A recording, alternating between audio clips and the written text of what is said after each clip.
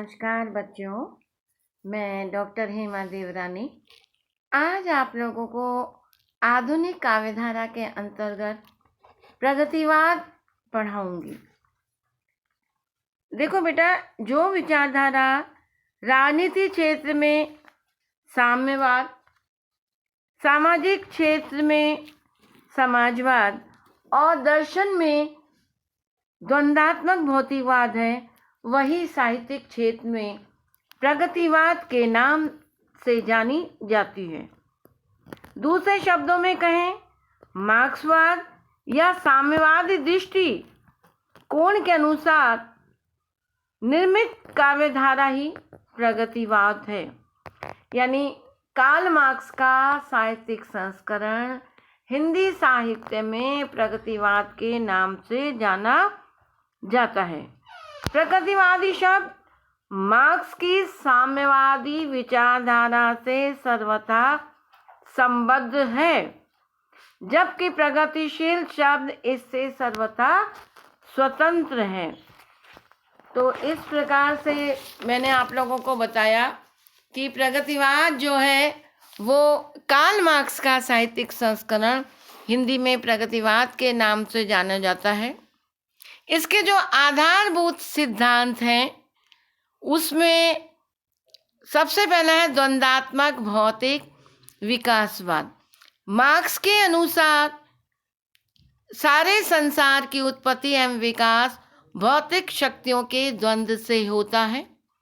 दो वस्तुओं एवं शक्तियों के संघर्ष से तीसरी वस्तु की उत्पत्ति होती है और उत्तरोत्तर वह बड़ा होता जाता है। इस प्रकार इस विकास क्रम से योग्यतम की सत्ता बनी रहती है। विकास का व्यक्ति स्वयं कारण है। यही कारण है कि मार्क्स आत्मा, परमात्मा, स्वर्ग, नरक, मृत्यु इत्यादि किसी पर भी वो विश्वास नहीं करता। दूसरा सिद्धांत है मूल्य वृद्धि का सिद्धांत। मार्क्स ने किसी वस्तु की वृद्धि के 4 अंगों का उल्लेख किया है: मूल पदार्थ, स्थूल साधन, श्रमिक का बल और मूल्य वृद्धि। इस प्रक्रिया में पूंजीवादी द्वारा मूल पदार्थ और मशीनें जुटाई जाती हैं, जिस पर उसका व्यय खर्च होता है, धन खर्च होता है। सामाजिक आवश्यकता के अनुसार श्रमिक वर्ग अधिकाधिक परिश्रम से अधिकाधिक मात्रा से वस्तु का उत्पादन करता है। इस उत्पादन कर में बलिदान होता है श्रमिक के श्रम का और स्वास्थ्य का, किंतु जो तिजोरियां भरी जाती हैं वो भरता है शोषक वर्ग, पूंजीपति वर्ग, और जबकि बंटवारा समान नहीं होता। कार्ल मार्क्स के अनुसार किसान और मजदूर जो हैं वो शोषित हैं, जबकि मालिक, जमींदार, पूंजीपति क्या है? शोषक हैं। तीसरा है अर्थव्यवस्था अनुसार विश्व सभ्यता की व्याख्या। मार्क्स ने विश्व मानव के 2 वर्गों में विभाजित किया, एक शोषक वर्ग और दूसरा शोषित वर्ग। तो शोषित वर्ग में तो निम्न वर्ग के लोग आ जाते हैं, और इस प्रकार उन्होंने विश्व स्तर पर इतिहास को 4 भागों में बांटा।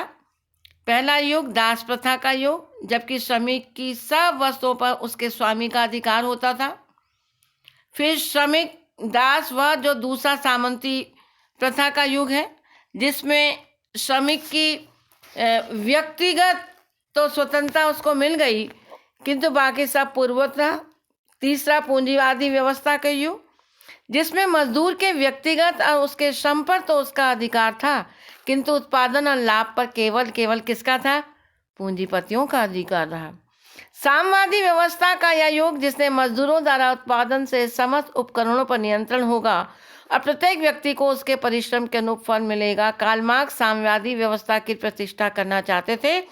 इस उद्देश्य की पूर्ति के लिए उन्होंने हिंसात्मक क्रांतिमय उपायों को भी समर्थन किया है, क्योंकि प्रगतिवाद में हमें कहीं कहीं क्रांति की भावना और विरोध दिखाई दे रहा है, क्योंकि साम्यवाद का उद्देश्य है कि समाज में आर्थिक स्तर पर समता की प्रतिष्ठा करना और इसकी सिद्धि के लिए शोषित वर्ग को शोषक के विरुद्ध उत्तेजित करना। अतः साम्यवाद या प्रगतिवादी साहित्य का उद्देश्य भी साम्यवादी विचार द्वारा शोषितों को शोषकों के विरुद्ध लड़ाना है। और साम्यवाद का जो केंद्र बिंदु है वो क्या है? वो निश्चित रूप से श्रमिक ही है। तो इसके बाद बेटा अब हम सबसे बड़ी चर्चा जो है वो अब हम इसमें देखेंगे, क्योंकि हमने देखा कि ऐसे ऐसे कवि भी जो, क्योंकि प्रगतिवाद से पहले हिंदी में छायावाद आता है, कल्पना के स्वप्निल कल्पना में जो लोग विचरण कर रहे थे उनको ही काव्य चेतना का जब विकास होता है तो पंत भी कहते हैं कि देख रहे हो गगन मृत्यु नीलिमा नील गगन को, देखो भूको स्वर्गी भूको मानव पुण्य प्रसु को। तो इस यथार्थ धरती पर देखिए, चिंता करिए, और इनकी जो प्रमुख विशेषताएं हैं उन पे अब हम चर्चा करेंगे। सबसे पहली विशेषता है वो है रूढ़ि विरोध, यानी प्रगतिवादी कविता जो है, प्रगतिवादी साहित्य का जो है वो ईश्वर की सृष्टि का विरोध करता है। उसको ईश्वर की सृष्टि पर किसी भी प्रकार का विश्वास नहीं है, और ईश्वर की सत्ता, आमा, परलोक, भाग्यवाद, धर्म, स्वर्ग, नरक आदि पर उसका कोई विश्वास नहीं है। उसकी दृष्टि से मानव की महत्ता सर्वोपरि है, यानी मनुष्य सबसे बड़ा है। उसके लिए धर्म एक अफीम का नशा है और प्रारब्ध एक सुंदर प्रवंचना। उसके लिए आर्य, अनार्य, ईसाई, गोरा, काला, ब्राह्मण, शूद्र भेद एकदम थोता है। प्रगतिवादी कवि समाज तथा तथाकथित ईश्वर द्वारा निर्मित नियमों उपनियमों से भिन्न भिन्न देखना चाहता है। उसके लिए मंदिर, मस्जिद, गीता, कुरान महत्व नहीं रखते। उसे अंधविश्वासों, मिथ्या परंपराओं, रूढ़ियों पर प्रहार करके मानव को मानव रूप में देखना ही अभिष्ट है। तो प्रगतिवादी कवि रूढ़ियों का सख्त विरोधी रहा है। उसको आत्मा, परमात्मा, स्वर्ग, नरक, ईश्वर आदि पे किसी भी प्रकार की कोई आस्था नहीं है। इसीलिए बेटा प्रगतिवादी कवि कहता है, भ्रांति अतिरंजित इतिहास, व्यर्थ के गौरव गान, किसी को आर्य अनार्य, किसी को यमन, किसी को हूण, यहूदी द्रविड़, किसी को शीश, किसी को चरण, मनुज को मनुज न कहना आ, सब विरोध करते हैं। दूसरी विशेषता प्रगतिवादी साहित्य की है बेटा, शोषितों का करुण गान, यानी जो समाज का शोषित वर्ग है उसके प्रति एक विशेष प्रकार की सहानुभूति को रखता है प्रगतिवादी कवि। तो निश्चित रूप से जैसे दलितों की दीन दशा को देखते हैं तो प्रगतिवादी काव्य में हमें एक करुण भावना देखने को परिलक्षित होती है, जहाँ वो कहते हैं, या नस्ल जिसे कहते मानव, कीड़ा से आज गई बीती, बुझ जाती तो आश्चर्य न था, हैरत है पर कैसे जीती।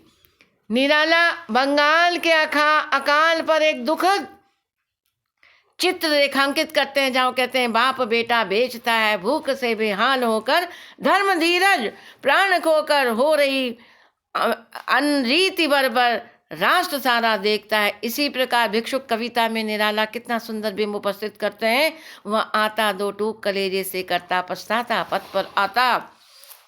या हम देखते हैं कि मजदूरन कविता में निराला जो है वो मजदूरन कविता में इस प्रकार का वर्णन करते हुए हमें दिखाई देते हैं, जहाँ पर वो कहते हैं कि शाम तन भरा यौवन, प्रिय कर्म रथ मन, गुरु हथौड़ा लिए हाथ कर रही थी बार बार प्रहार, देखा था उसे मैंने इलाहाबाद के पथ पर। बहुत सुंदर एक चित्रात्मक बिंब उपस्थित निराला अपनी कविता के माध्यम से प्रस्तुत करते हैं।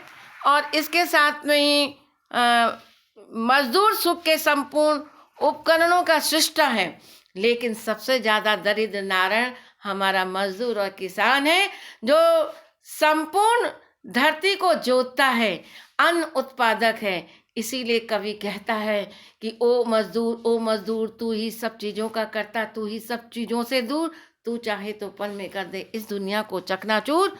ओ मजदूर इस खलकत का खालिक तू है, तू चाहे तो पल में कर दे इस दुनिया को चकनाचूर। इसके अतिरिक्त प्रगतिवाद की जो विशेषताएं हैं वो है शोषकों के प्रति घृणा और रोष, क्योंकि प्रगतिवादी कवि का मानना है कि समाज दो वर्गों में विभाजित हो चुका है। एक बड़े बड़े सेठ हैं, मिल मालिक हैं, शोषक वर्ग का प्रतिनिधित्व करने वाले हैं, जो तिजोरियों को भरते हैं, वातानुकूलित कमरों में रहते हैं, और एक निर्धन वर्ग है जो अपने हाथ को कपाते हुए हाथ से मेहनत करता है, परिश्रम करता है, लेकिन 2 जून रोटी भी उसको सरलता से, सहजता से उपलब्ध नहीं होती। तो दिनकर ने इसीलिए कहा भी है कि श्वानों को मिलता दूध यहाँ भूखे बालक अकुलाते हैं, माँ की हड्डी से चिपक ठिठुर जाड़ों की रात बिताते हैं। युवती की लज्जा वसन वेद जब ब्याज चुकाए जाते हैं, मालिक जब तेल फुलेलों पर पानी या द्रव्य बहाते हैं, पापी महलों का अहंकार देता मुझको तब आमंत्रण। बहुत मार्मिक कविता की रचना दिनकर के द्वारा रची गई है, जिसमें वो बताते भी हैं। इस प्रकार से सामाजिक विषमता के उत्तरदायी शोषकों को ललकारते हुए कविवर पंत का भी मानना है, दपी हटी निरंकुश निर्भय कलुषित कुत्सित गत संस्कृति के गरल लोक जीवन जिनसे मृत जग जीवन का दुरुपयोग है उसका जीना, अब ना प्रयोजन उनका अंतिम है उनके क्षण का। इसके साथ में क्रांति की भावना भी हमें देखने को परिलक्षित होती है। प्रगतिवादी व्यवस्था की प्रतिष्ठा के सामंतवादी परंपराओं का समूल नाश आवश्यक है। केवल परंपराओं का नाश ही पर्याप्त नहीं, बल्कि शोषक वर्ग का सर्वथा ध्वंस वांछनीय है। प्रगतिवादी कवि क्रांति के प्रलयंकारी भैरवस्वरों का वन करता है, जिनसे जीर्ण शीर्ण रूढ़ियां परंपराएं किसी गहन अलल में सदा के लिए विलीन हो जाए। उन्हें समझौते द्वारा हृदय परिवर्तन की नीति पर किसी भी प्रकार का बेटा विश्वास नहीं है। वह फोड़े को मरहम के उपयोग से अंदर ही अंदर दबाना नहीं चाहता, बल्कि उसे उसका जड़ से उन्मूलन क्या है, अभिष्ट है। प्रगतिवादी कवि पूंजीपतियों के गगनचुंबी महलों को भूमिसात देखना चाहता है, और इसीलिए वो हमारे यहाँ नवीन और पंत इस बात की कविताएं लिखते हैं। नवीन कहते हैं, कभी कुछ ऐसी तान सुनाओ जिससे उथल पुथल मच जाए। पंत कहते हैं, गा कोकिल बरसा पावक नष्ट भ्रष्ट और जीर्ण पुरातन। और बच्चन भी कहते हैं, उठ समय से मोर चाले धूल धूसर वस्त्र मानव देह पर फलते नहीं है, देह के ही रक्त से तू देह के कपड़े रंगा ले। इसके बाद मार्क्स तथा रूस का गुणगान। प्रगतिवादी कवि जो हैं मार्क्स की प्रशंसा करते हैं। पंत कहते हैं, धन्य मार्क्स चिरतमाच्छन पृथ्वी के उदय शिखर पर तुम त्रिनेत्र के ज्ञान चक्षु से प्रकट हुए प्रलयंकार। नरेंद्र शर्मा लाल रूस का गुणगान करते हैं। सुनिए, लाल रूस है ढाल साथियों सब मजदूर किसानों की, वहाँ राज है पंचायत का, वहाँ नहीं है बेकारी। लाल रूस का दुश्मन साथी, दुश्मन सब इंसानों का, दुश्मन है सब मजदूरों का, दुश्मन सभी किसानों का। तो मार्क्स की प्रशंसा। मानवतावाद तो बहुत बड़ी विशेषता है, क्योंकि प्रगतिवादी कवियों के 2 समुदाय हैं। एक तो अपनी मातृभूमि के लिए लिखता है, अपने देश के भिखमंगों, किसानों, मजदूरों, वैश्याओं, विधवाओं का उद्धार करना चाहता है। दूसरा समुदाय समस्त मानवता का उद्धार। उसे संसार के सब पीड़ित लोग से प्यार सहानुभूति है। उसे संसार के किसी भी कोने में किए गए अत्याचार के प्रति रोष है, क्रोध है। उसके लिए हिंदू, मुसलमान, हबशी या यहूदी मानव के नाते सब बराबर हैं। पंत इसीलिए कहते हैं, नहीं छोड़ सकते यदि जन देश राष्ट्र राज्यों के हित नित्य युद्ध करना, हरित जनाकुल धरती पर विनाश बरसाना, तो अच्छा हो छोड़ दे अगर हम अमेरिकन, रूसी हो, इंग्लिश कहलाना। देशों में आए धरा निखर, पृथ्वी हो सब मनुजों का घर, हम उनकी संतान हैं। नरेंद्र शर्मा भी कहते हैं, जाने कब तक घाव भरेंगे इस घायल मानवता के, जाने कब सच्चे होंगे सपने सबकी समता के। वेदना और निराशा की भी विशेषता हमें प्रगतिवाद में देखने को मिलती है। इसके बाद नारी चित्रण। प्रगतिवादी कवि के लिए मजदूर तथा किसान के समान नारी भी शोषित है, जो कि युगों युगों से सामंतवाद की कारा से, पुरुष दासता की लोमय श्रृंखलाओं से बद्ध बंधनी के रूप में करा रही है। वह अपना स्वतंत्र व्यक्तित्व, अस्तित्व सब कुछ खो चुकी है। पुरुष की वासना तृप्ति का उपकरण, उसमें आत्मा की उज्ज्वलता पुरुष की दृष्टि से एकमात्र विलुप्त हो गई। इसीलिए पंत कहते हैं, योनि नहीं है रे नारी, वह भी मानवीय प्रसक्ति, उसे पूर्ण स्वाधीन करो, रहे न नर पर अवसित। नरेंद्र शर्मा ऐसी वैश्या के साथ सहानुभूति प्रकट करते हुए कहते हैं, गृह सुख से निर्वासित कर दी, हाय मानवी बनी सर्पणी, यह निष्ठुर अन्याय आओ बहिन, अरे सर्पणी, अरे तेरे मणिमय मस्तक पर मैं अंकित कर दूं निर्धन चुंबन का, सर्पणी का ले भाई का निर्बल आलिंगन। और पंत तो कहते भी हैं, मुक्त करो नारी को, मानव चिरबंधनी नारी को, युग युग की बरबरकारा से जननी प्यारी सुखी को। सामाजिक जीवन का यथार्थ, क्योंकि प्रगतिवादी कवि जो हैं वो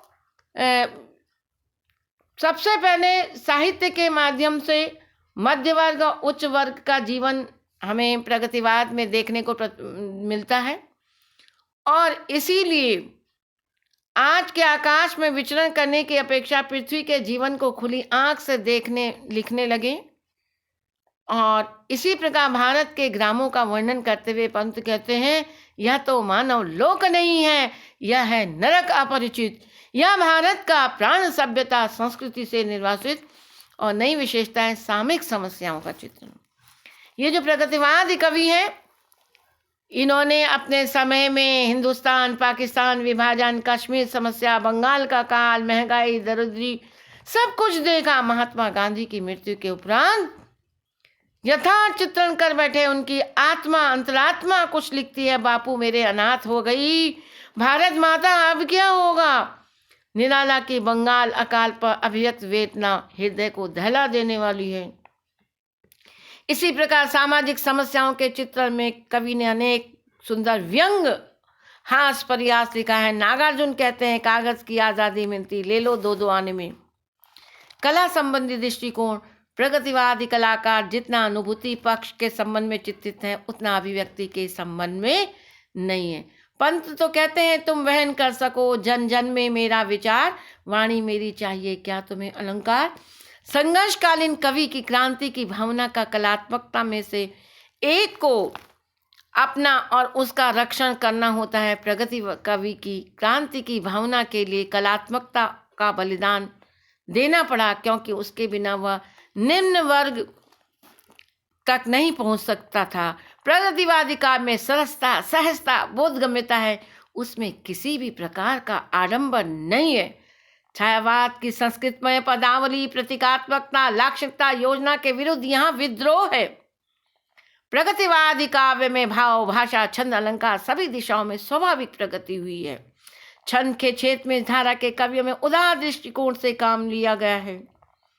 प्रगतिवादी कवि शिवम का पुजारी है, उसके काव्य में उपयोगितावाद है, उसका कला और जीवन संबंधी आदर्श है। खुल गए छंद के बंद, प्रास से रजत पाश, अब पीत मुक्त अब गीत मुक्त और युगवाणी कहती आयास। बन गए कलात्मक भाव जगत के रूप नाम, जीवन संघर्ष में देता सुख लगता ललाम। सुंदर शिव सत्य कला से कल्पित मात्र मान, बन गए स्थूल जग जीवन से हो एक प्राण मानव स्वभाव हो।